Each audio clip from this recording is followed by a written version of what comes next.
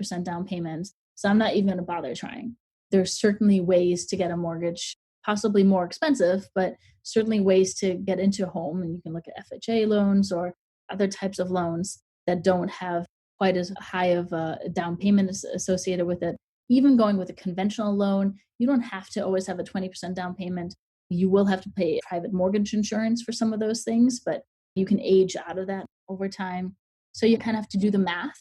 In that process, I also highly recommend shopping around for mortgage rates. The stat that always kind of blew my mind was the fact that people spend more time researching, I think it was refrigerators or TVs, one or the other, versus researching mortgage rates. Mortgage rates aren't created equal, and it's super important to kind of look at different offerings. Like go to your local credit union, go to your local bank, and go online. There's a lot of online services that provide lending as well, Zillow being one of them, and get quotes for what mortgage rates are before you choose to settle on one. And that's super important. Shop around and get the best possible mortgage for you and your personal situation. And then obviously saving for a down payment is important, and be qualified. When you're ready to buy a home, make sure you're pre-qualified so you can kind of jump on it, because time on market is so short right now that you don't get a whole lot of time to kind of ponder, unfortunately. But you have to be ready and signal to a potential seller that you're in it to win it, so you want to be prepared for that situation.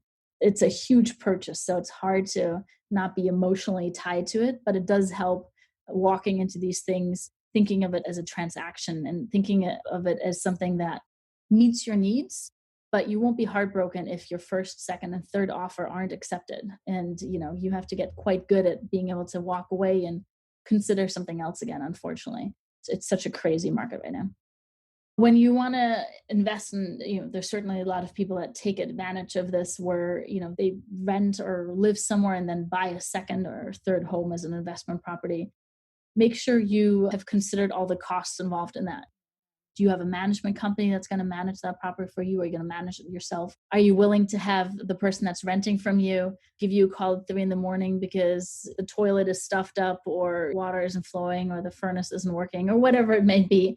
It's a very different decision to have a property that you're renting out and all the commitments that are involved in that versus just being a homeowner yourself. It's already a big commitment when you're a homeowner yourself, but then owning it for someone else is even more of a commitment. And make sure you have the math right. I would never recommend in housing getting into anything just for a year or two. I think having a longer horizon attached to these things makes a lot of sense, that you have to be in it for the long run, I think. This podcast is brought to you by VantageScore Solutions, a higher level of confidence. Thanks for listening.